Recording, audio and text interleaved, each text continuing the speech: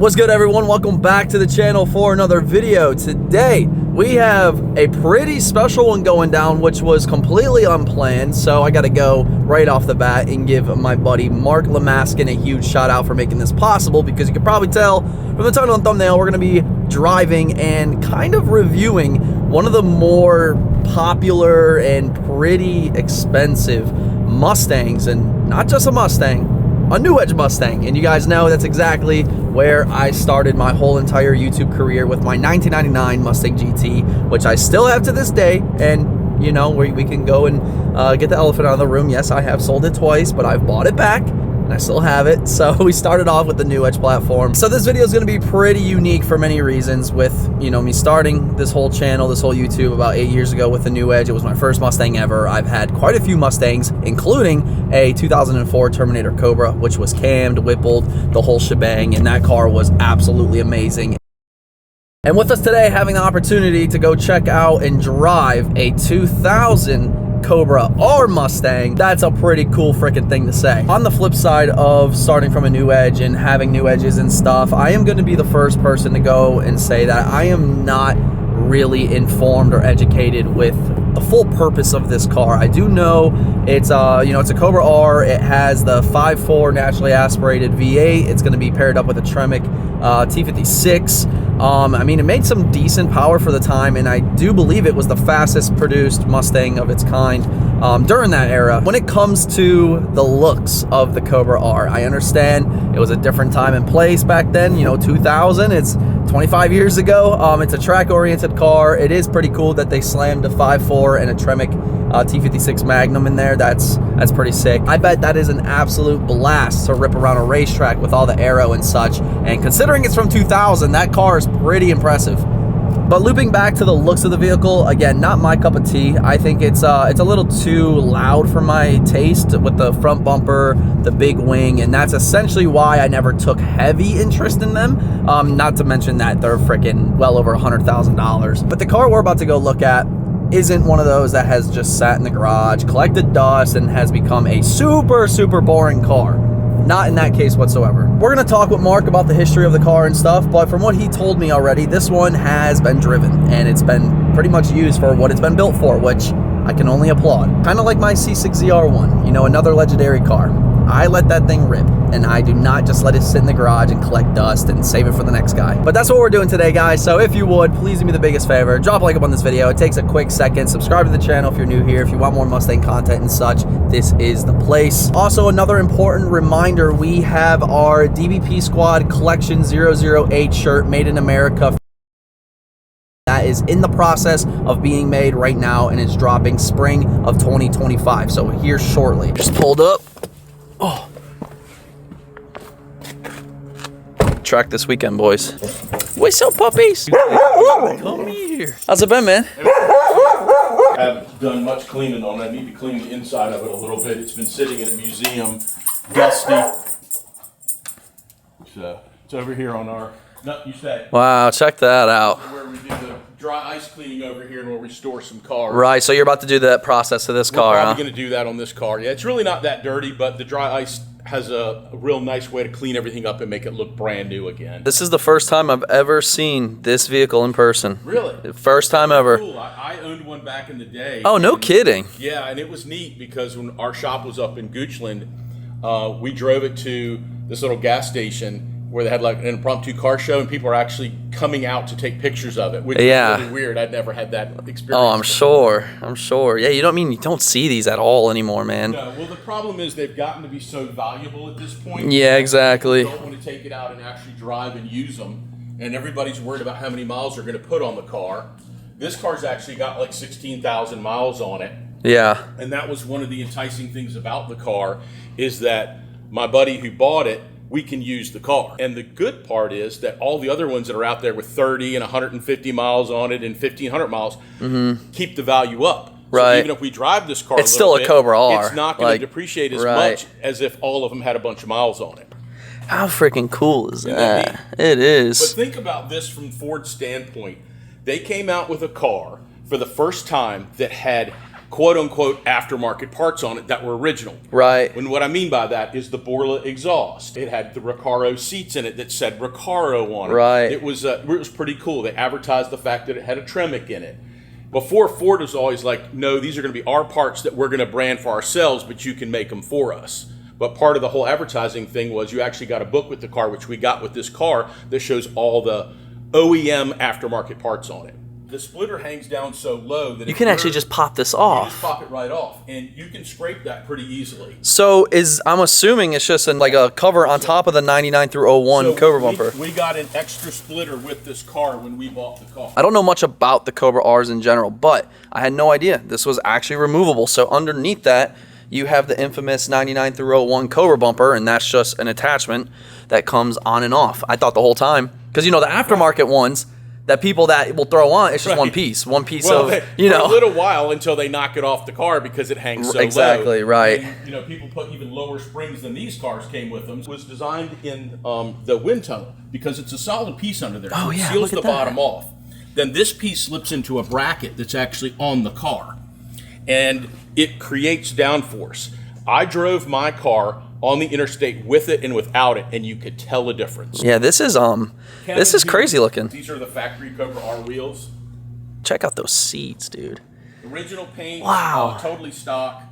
The only thing, when it showed up, it had a dead battery because it had been sitting in the museum. Right. They jumped it to get it on the truck, and then, of course, I get it and the battery's dead. Without ever seeing one in person, it's a lot more sharper in person, if that makes sense. You see photos, videos, and stuff, but with having new edges, you know, it's... The red is really we need to really look at it with the hood down. The red is pretty amazing to look at, and that's one of the biggest, what's the right word, gripes about the 95 Cobra R.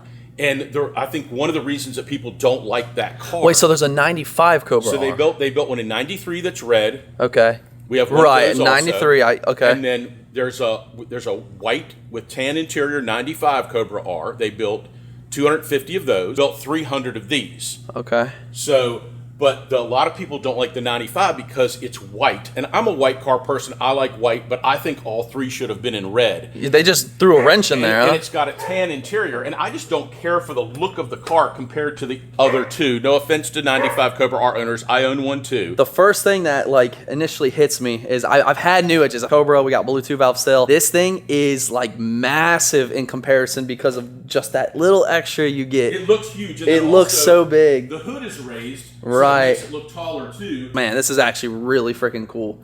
You can just tell straight up little race car back into this is 2000 was the year these came out, right? Correct. Just 2000. It's the only Cobra they made in 2000. And then of course it's got the amber. The good old ambers. And then, if you notice, there's no sound in here. Nothing, no liner, nothing.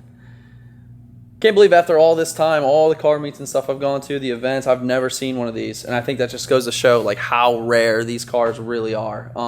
I know LMR, late model restoration, I think every year they have a couple owners that, they get 6 to 8 of them out at once at the track, and they all do a whole media day with them and stuff. I can't remember when the last year they did that, but it's fun when you get to people get to look at stuff and you get to see things that you've only seen pictures. Yeah, and that's me with this. Look how cool that Borla is, side exit. Forgot they did that.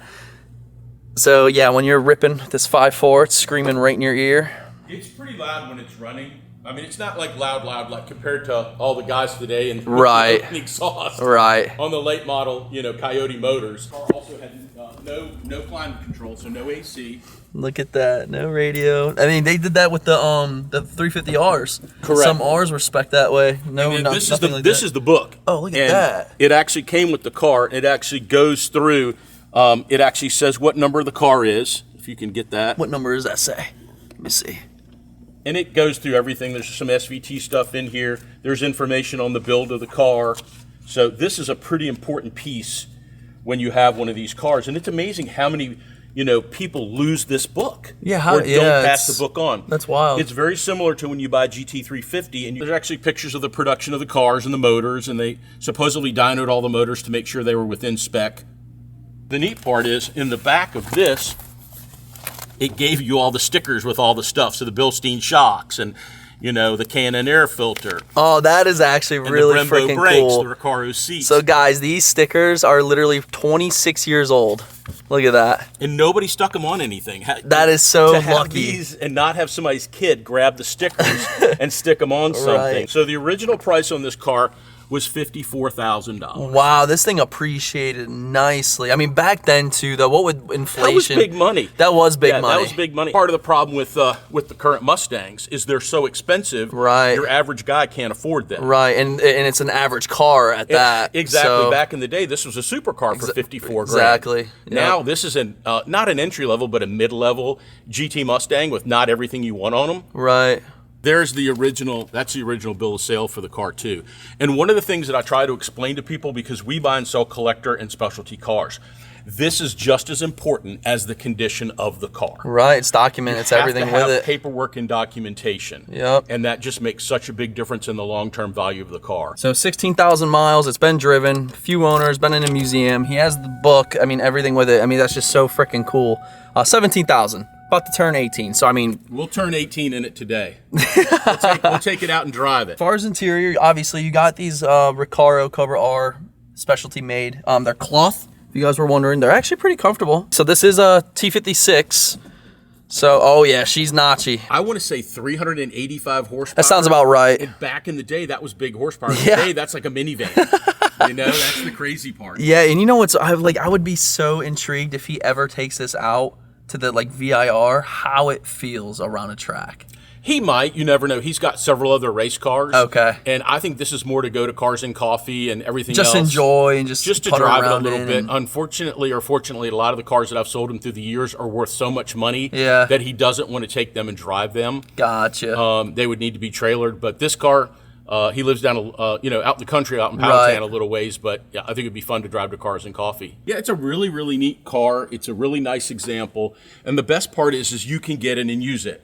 These cars are very expensive, but the worst part about it is you spend all that money and then you have to sit there and look at it. Based on the market, let's say I had 300 on there. Well, there was one that recently went to auction that had 18 miles on it on Bring a Trailer. And 18? 18. It bid up to 130 and did not sell. These cars anywhere with one that has miles on it, in the middle to upper 80s on up to $140,000. Wow, It that's just depends. crazy. And remember, you're writing a check for that because there aren't banks that finance Yeah, this. good luck. So those people that can afford that, they've got other cars. Right. So they're buying this as part of a memory of childhood or something they always wanted. And very rarely do these, unfortunately, get driven. Do you know any cases of just through the past where people may have totaled these? And Oh, yeah. So there's a lot that are probably gone. I don't want to say a lot, but there's been a few of them that on track have gotten smashed up. We were at Really? an event, I think it was a SAC event years and years ago, and one of the guys' car caught on fire. And it burned the whole back half of the car up. Ah, that would suck. Yeah. Jeez. Super cool car. I can't believe I'm even sitting in it, to be honest with you. It's one of those things you just do not see, especially these cars. Like, you'll see Mystic Chrome, Terminator Cobras, you'll see those pop out here and there. But I mean, we're talking Cobra R. Everybody knows Cobra R is kind of, especially new edge wise, you just don't see these cars. So a really big question I would have is, I know it's authentic Cobra R. I wonder how much money it would take to replicate this with, let's say, my new edge at home. We're talking older technology here at that. So I wonder how deep you would have to dive into the drivetrain, the suspension to just recreate an actual performing Cobra R, but obviously not a Cobra R. That'd be interesting. I wonder if anybody's actually done that, because I don't really think it would take that much. I mean, 5.4s, you could probably find one of those. Like you said, they came in the Navigator. The Navigators, Right. a T56 Magnum. Those are still hot on the market. People are still using those in their Terminators. As far as handling and whatnot, I wonder what it would take. I think one of these with a late model Coyote motor would be. Oh, that'd be insane. That would be insane because those motors make so much power. And I bet you, and I don't know this for a fact, I bet you the Coyote motor is probably lighter than this too. See the box? That's a fuel cell. Check that out. Again, never thought I'd see one in person. It's super cool.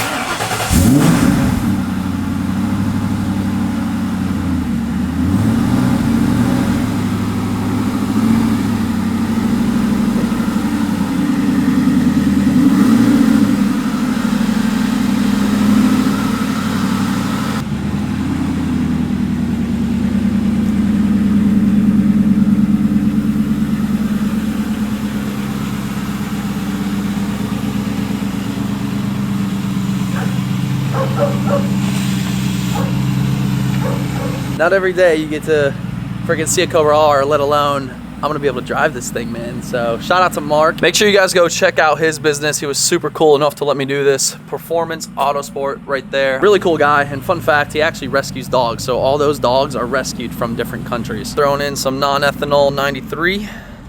So you were saying the non-ethanol 93 for storing and stuff, that it won't chew away at. It doesn't eat anything up, and if you put stabilizer in it, it will last for about 4 or 5 years. Oh, wow. The regular gas, it just turns to absolute crap in less than 6 months with the ethanol in it. I know the Go Fast boys like the ethanol because it makes more power, but if you've got a collector car, you don't want to leave ethanol gas in it. More you know, guys, more you know. But getting this thing gassed up, go take it for a cruise. Weather's trying to get really nice. It's like cold again, but you know, it's Virginia. What do you expect? All right, guys, our first time ever, not only checking out a Cobra R, that's like insane in itself, but we're able to drive this thing, and that means we got to get our seat situated. Right off the bat, it does feel like at home. It's not too crazy of a difference besides the seats, the no radio and stuff. That's definitely different. All right. Maybe I should have brought a jacket. All right, so at home, guys, you know, we're at home. We've been here before. Not quite, but somewhat. All right, so we got the Magnum in this thing. So, oh yeah, that's that NewEdge gas pedal. It's a real gas pedal. It's not a. It's a cable instead of a. There's no curb behind me, right? No, there's no curb. Okay. Behind me. And there's no cone in front of you, so I moved all the cones.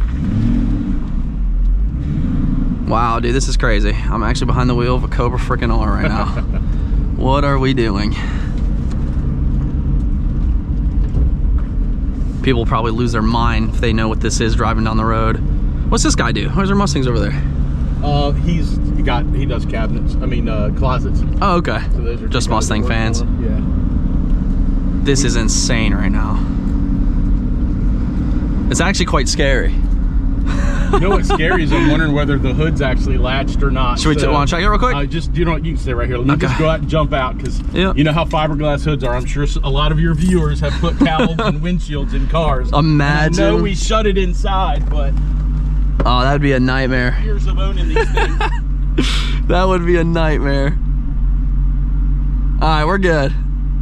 We are good. It's just never know. Like I said before, people always ask me, why do you do something? And I said, because I screwed something up once. At one point, don't do that again. Learn your lesson. Yes. That's a new view too, guys. I'm looking in the rear view and I see this massive wing. Just a big old wing chilling there. You're gonna have to go out probably. Oh yeah. Oh yeah. Which way do you want me to go? Right or left or straight? It doesn't go straight, then we'll go down. All right, we'll angle it. Let's angle it this way. You can go out and make a UE, but it should be fine. Yeah, we'll be good. Just don't want to scrape that lip. There we go. Back of the shop. That thing be lipping. Oh yeah, she's happy now. Getting some fluids ran through her, getting her heated up. This is so cool. Again, I could only imagine how fun this would be. Freaking VIR, just letting this old piece of history here, just letting it rip. That'd be pretty crazy. You want me to hit a right? You want to go right, or you can go to Broad Street, either way, whatever you want to do. Yeah, let's go right. It was packed on Broad, just to be safe.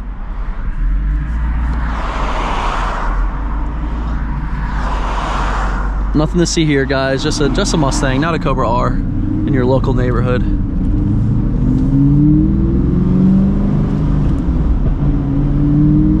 Wow. And it's got the good old Cobra clunk when you change. Oh yeah, that's that NewEdge. RAREST. Yep. That's that NewEdge life. Wow, this is so freaking cool. I appreciate you letting me do this, man. Oh, man. It's fun to share. I saw you had it like on your Facebook. I was like, no way. And here we are. We're out here driving a Cobra R right now. I'm just jaded because I've played with this kind of stuff all the time. So right. It's exciting to me when somebody else is excited about it. Yeah, especially like with my roots, man, just NewEdge. Oh yeah. You know, I do miss my Terminator Cobra. I wish I could have that car back, but you know, it is what it is. Yeah, that's why we're driving this, to make up for that. Sounds really good. I love that side exit. It's got a nice throaty exhaust. It does. For something that's stock. Yeah, it sounds good. How do you like the NewEdge shifter all the way up there? It takes crazy. a while to get used to again. I'll jump from car to car. I'll hop in my NewEdge and I'm like, oh my God, I have to stretch. Well, and it's got a B&M shifter in it because that's what it came with. So right. It's even better than stock, but I like the Steeda shifters myself. Back in the day, we used to sell a lot of those. Steeda shifter, huh? Yeah, when we had the performance shop, that shifter. I wonder if really they, I'm assuming they probably still make them, right? I'm sure they do. All right, let's see how this thing feels going around this turn right here.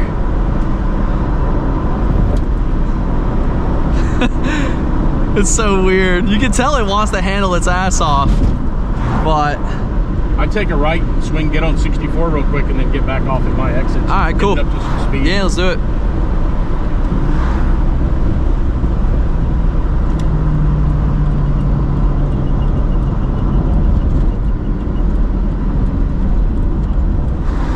The other thing, you hear every noise and bump and everything because there's no sound insulation. Nothing. In these cars. It's straight race car.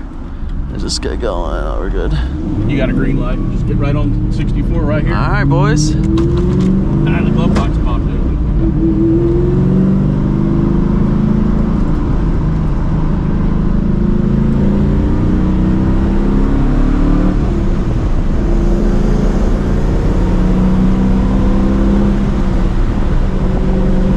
Nothing like cold tires on a cold day So to make you get a little butt pucker. I think I'm more nervous than anything right now, just knowing because like what I'm driving. It's like, it's actually pretty freaking nerve-wracking. I'm usually good about this kind of stuff.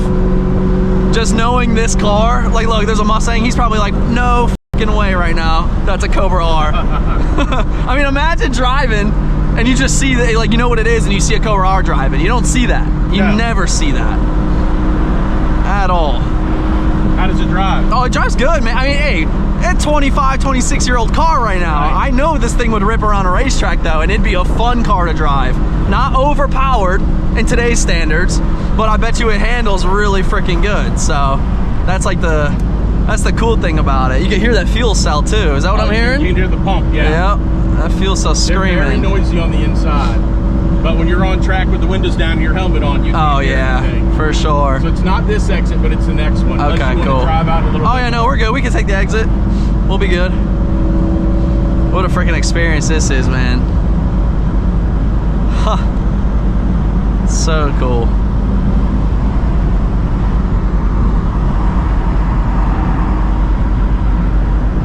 So this one right here where it says 250 East. It's the weirdest exit because the entrance is so short. It's like, damn, you're there.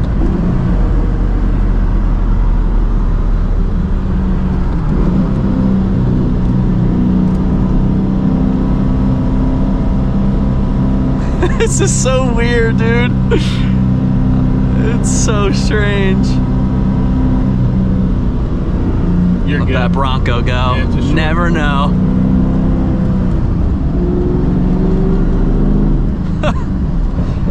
So I don't even, it's just such an odd feeling. It's really torquey for, you know. Oh yeah, it is. It is. It definitely has that bottom end you can feel. Get over the left lane and then we'll turn left, not at this light, but the next light. After we stop.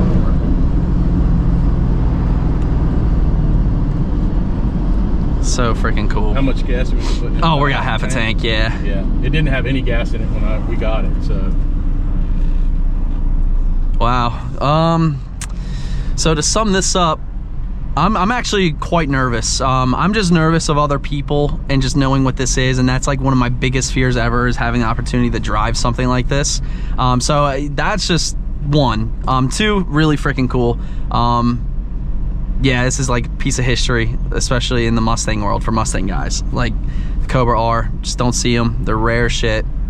Who God only knows how many are actually still existing, and who knows how many are actually driving on a road like this. Like you said, a lot of these dudes, they'll just storm away, and that's the end of it. So really freaking cool. Yeah, just kind of speechless on it, to be honest. But get this thing back, and you know, she got a little joyride. Redline is at 6,500, so realistically, these tuned, you might be able to squeeze out about 7,000 RPM out of this. So on a racetrack, That would be extremely fun. Little torquey machine too. Just go for it. Send it. It's a light bump. It's not. Yeah, I'm just gonna be safe. They can wait.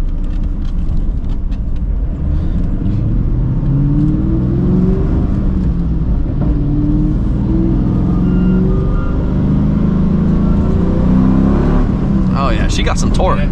That feels good. And then a right here where that truck's going. Yeah, she torquey. Well, now you can add this to your bucket list of stuff that you've done. Yeah, literally. Never will happen again, more than likely. I just don't come across these opportunities. Yeah, never say never, but man, Cobra R.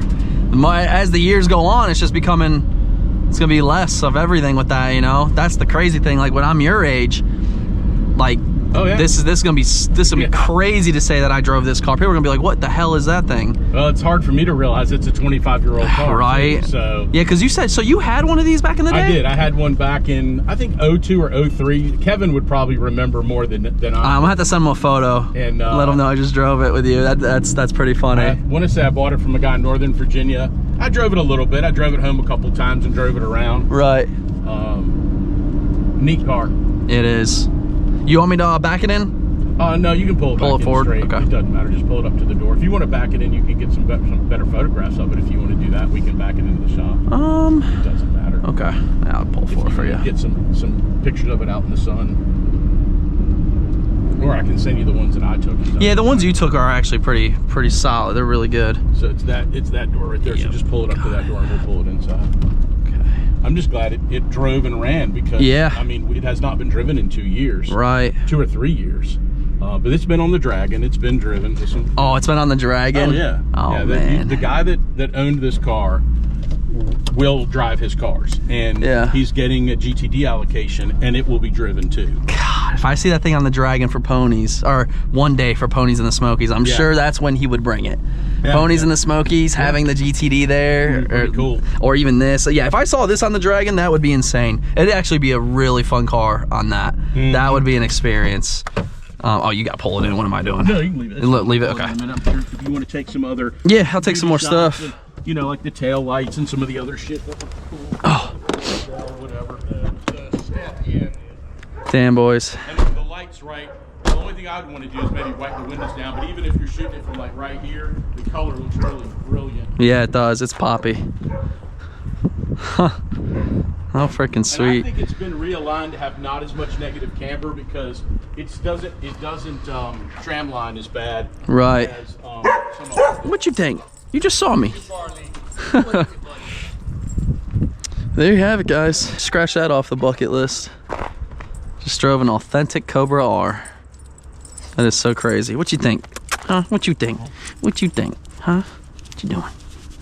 Go check out Performance Auto Sports. All his stuff will be linked. Again, you want to tell them what you do real quick? What we do is mainly we buy and sell collector and specialty cars like this. People call me from all over the world looking for their quote-unquote dream car. And then we also have a business that we do dry ice cleaning. If you have like a nice collector car, a little older, I mean, even your Fox body and stuff, and you just want that thing completely spotless, you could take it to him. They'll get up on the lift, they'll blast it with the dry ice. It's actually a really cool process. We've been actually meaning to get one of my vehicles here and do a video. Eventually. Yeah, I gotta find something. Gotta find something to be worth your time. I got a truck. Got an F-150 that needs it. Yeah, let me know what you guys think in the comment section down below. I think this thing would be extremely fun. Probably one of the more fun manual cars you could drive around a track, Mustang-wise right now. It would just, the rawness of the NewEdge, you can't go wrong at all. Super raw car. You sure you don't want to take it home? Yeah, right, I wish.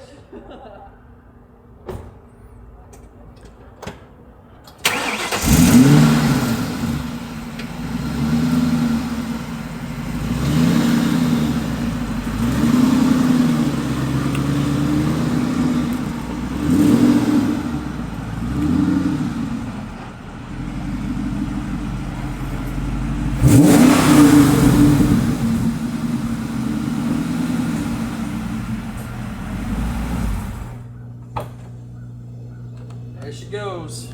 There you go. The final drive. Appreciate it, man. Thank you. Oh man, you're good, buddy. If I can trust anybody, definitely trust you. Sorry, my hand's holding the camera. Thank you. Definitely gotta make a trip to the bunker one day. I know we talked about it. That's for another video, but it's gonna blow my mind. I've seen what's there. You guys have no clue. So we'll definitely have to make that. You sure? Oh, I'll take it. I mean, you just tell the guy, just be like, hey, listen, there's this one YouTuber guy. He wants to borrow it for a couple loves months. new edges. Just donate it to him, man. It's nothing. Just donate it. I'll make the call. Imagine, right? Such a treat. Very, very cool. Yeah, I mean, this is kind of like, I feel like it's the new edge. I don't think there's really anything more rare than this, new edge wise. Yeah, Cobra R is it. Oh my god. Close up the trunk. Dude. Yeah.